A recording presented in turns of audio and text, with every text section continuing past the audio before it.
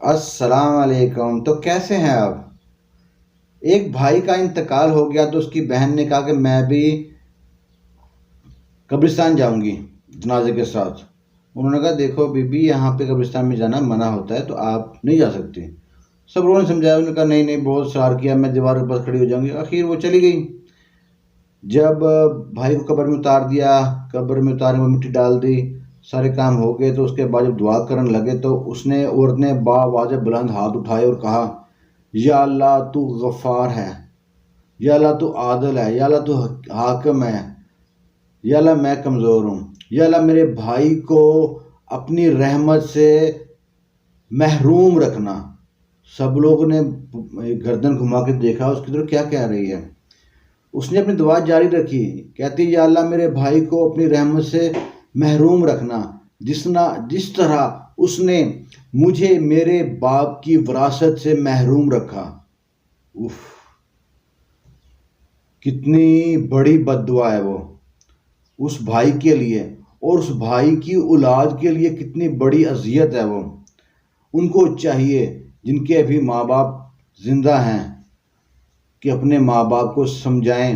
انہیں چاہیے کہ ان کو سورۃ النساء کا وہ چیپٹر جس میں بہن کے حقوق کے بارے میں کہا گیا ہے، اس کو اردو میں ٹرانسلیٹ کر کے یا تفسیر ان کو اپنے باپ کو پڑھائیں، اور وہ جاہل ہے تو توبہ توبہ توبہ، کتنا بڑا عذاب ہے۔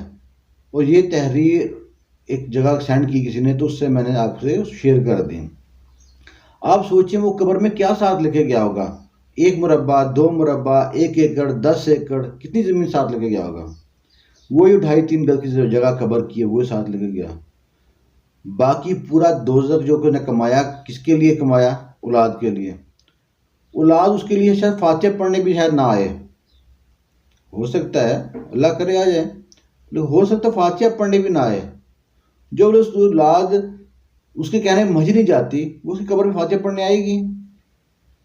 تو اس نے کیا کھٹا دنیا میں؟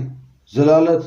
ہر بندہ سنے گا وہ تھو تھو کرے گا، اور جس کو نہیں پتا ہوگا جنازے میں پتا چل گیا ہوگا یار یہ کس طرح کے ظالم آدمی تھا، کتنا بے شرم آدمی تھا، اس کو ذرا شرم نہیں آئی کہ بہنوں کا حق کھا گیا۔